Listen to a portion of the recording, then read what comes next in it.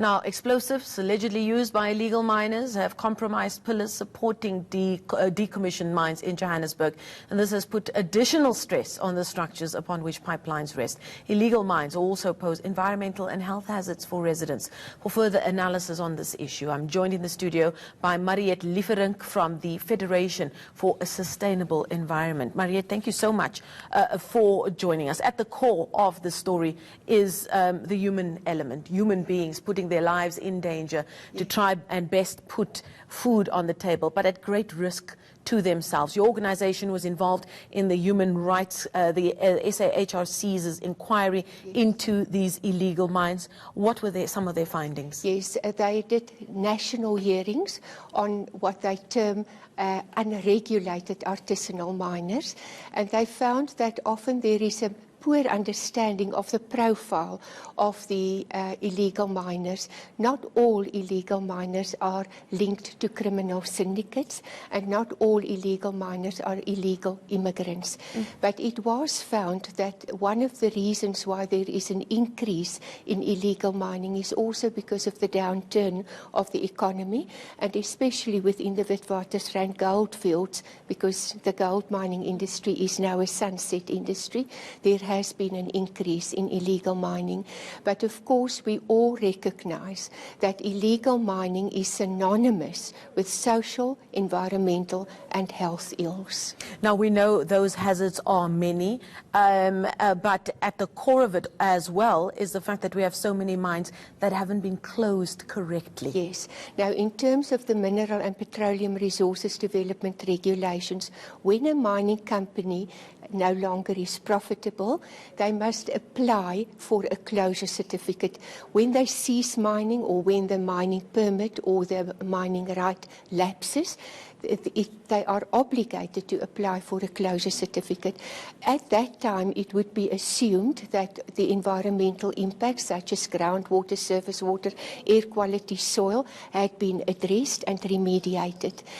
When that closure certificate is issued, then the state takes over responsibility and liability. For that reason, I'm unaware of any closure certificate that had been issued within the Witwatersrand goldfields by the Department of Mineral Resources.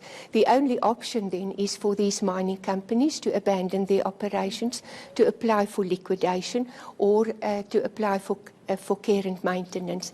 The dilemma then is that there are no access control, shafts are not backfilled, there is no fencing, no warning signs, and that of course creates ideal opportunities for illegal miners. Is the issue here money? Is it because you're dealing with a sunset industry like gold mining, and then the flow of money becomes an issue? I mean, mining makes a lot of money, but it also costs a lot of money to run them as well. Is it the cost of that proper closure procedure that ends up with these mining companies just abandoning their responsibility? Yes. In terms of our new financial regulations for mining, mining companies must make provision not only for their current impacts, but also for their latent and residual impacts, which includes the pumping and treatment of extraneous or polluted water. That can continue for many years after mine closure. Historically, mining companies based their operations on the externalization of cost model. In other words, they did not make provision for the costs, social and environmental costs, after mine closure. I just want to mention some examples, if I may. We have the examples of the Grootvlei mine. After it liquidated, there was wholesale looting of the area, of all the infrastructure. The Blyvoor Uitzicht Gold Mining Company, after it liquidated, all infrastructure had been looted. There had been significant underground mining as well. And now recently with Mintails, the Mintails Group, an Australian listed mining company, went into liquidation, and it left in its wake a cluster of open pits, of unrehabilitated mine dumps or partially reclaimed mine dumps, and footprints with residual radioactivity and toxic metals. They also left in their wake an unfunded environmental liability of 460 million rand. That cost will now carry to the state, would be externalized to communities, to financially beleaguered municipalities and future generations and the mute environment.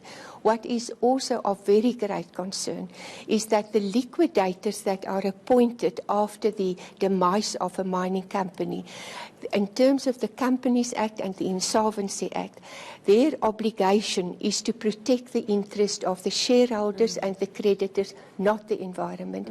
So what happened in Mintails in the last few days is the liquidators, because of financial constraints, terminated the agreements with the security company, and the only assets, the gold treatment plants, two gold treatment plants, are now being looted and stripped by armed gangs. So this also introduces not just risks for adjacent communities, but also for neighbouring mines. So where do we go to from here? You've got this issue of mining companies who are casting aside their responsibility of these abandoned mines. Yes. And government is saying, but we're only supposed to come in at the next phase of this process. And in the end, in the middle, you're left with an environment that is not being rehabilitated, yes, and communities that are highly at risk. The Parliamentary Portfolio Committee on Mineral Resources did in September an oversight visit of Shiva Mine, it's a uranium and gold mine, and also of Mintails operations, and they recommended to the Department of Mineral Resources to address the gaps in legislation where there is a disconnect between the Insolvency Act, the Mineral and Petroleum Resources Development Act, and also the Companies Act. And to also, they were directed to hold directors personally and collectively responsible for the damage. This is part of our National Environmental Management Act. The polluter must pay, and a whole pool of persons can be held responsible and liable. The Parliamentary Portfolio Committee also directed the Department of Mineral Resources to look at business rescue, because during business rescue, they stated it's a free-for-all. So these are perhaps, we hope, to be addressed in the near future. There had been many laws and regulations promulgated. There had been strategies and plans, but unfortunately these exist in vain if there is not a political will to enforce it. So it is essential that our National Prosecuting Authority also exercise its power to prosecute environmental crimes. Well, let's hope that the 6th administration is able to make some headway in that regard. Thank you so much, the CEO for the Federation for Sustainable Environment, Mariette Lieferink. Thank you so much. Some great insight there.